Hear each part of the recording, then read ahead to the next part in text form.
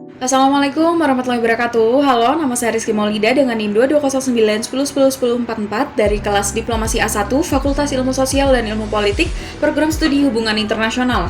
Di sini saya akan memenuhi tugas diplomasi tentang diplomasi itu sendiri, khususnya saya akan menjelaskan tentang World Warrior Diplomasi. Sebelum ke World Warrior Diplomasi, dikutip dari laman resmi Kementerian Luar Negeri, diplomasi itu sendiri adalah sebuah praktik dalam mempengaruhi keputusan dan perilaku dalam menjalin relasi dengan pihak lain, baik itu pemerintah asing atau organisasi internasional, melalui sebuah dialog maupun negosiasi. Jadi, suatu negara melakukan hubungan diplomatik dengan negara lain untuk kepentingan negaranya masing-masing. Di era sekarang ini, teknologi semakin lama semakin berkembang dan juga semakin canggih. Dengan semakin berkembangnya teknologi ini menjadikan dunia memasuki era yang melek teknologi yang disebut dengan era digital. Dalam perkembangan teknologi ini juga memunculkan dorongan bagi para aktor hubungan internasional untuk membuat berbagai upaya baru dalam berdiplomasi serta untuk diterapkannya. Pengimplementasiannya salah satunya dapat berupa diplomasi publik, yang merupakan upaya untuk mencapai kepentingan nasional suatu negara melalui understanding, informing, and influencing foreign audience. Unsur-unsur dalam diplomasi publik pun beragam, seperti penggunaan media massa, pengalaman individu, official information, rumors, disinformation, dan counter-propaganda.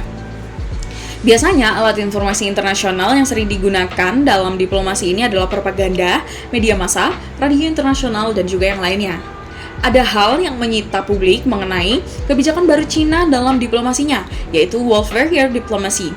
Disebut-sebut bahwa terdapat perubahan cara dalam berdiplomasi dari negara Cina ini. Awalnya, cara berdiplomasi dari negara Cina ini dipandang pasif, konservatif, dan sederhana. Namun, dari kemunculan kebijakan barunya ini menjadi lebih agresif, tegas, proaktif, serta berprofil tinggi. Sebutan World Warrior ini muncul setelah diluncurkannya serial film Cina World Warrior dan World Warrior 2. Yang merupakan action film tentang agen militer pasukan operasi khusus Cina, dan dari serial film tersebut membuat meningkatnya kebanggaan nasional dan patriotisme masyarakat Cina. Jikalaupun pemerintah Cina memutuskan untuk menjadikan World Warrior Diplomasi ini sebagai salah satu upaya baru dalam berdiplomasi, maka hal tersebut bisa dibilang upaya defensif Cina dalam menyangkal kritikan-kritikan terhadap Cina, namun bukan untuk memberikan tanggapan yang lebih baik dan bijak. World Warrior Diplomasi ini juga dianggap cenderung merugikan kebijakan luar negeri Cina karena banyak negara-negara yang menolak upaya tersebut. Misalkan, Australia menyerukan untuk menyelidiki asal-usul virus corona muncul.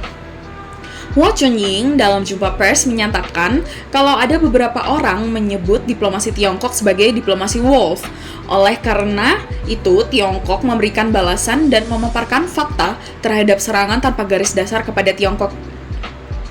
Jadi, untuk memelihara keamanan kedaulatan, kepentingan perkembangan untuk memelihara kehormatan dan martabat negara, untuk memelihara keadilan internasional, tidak apa-apa kalau disebut sebagai wolf atau serigala.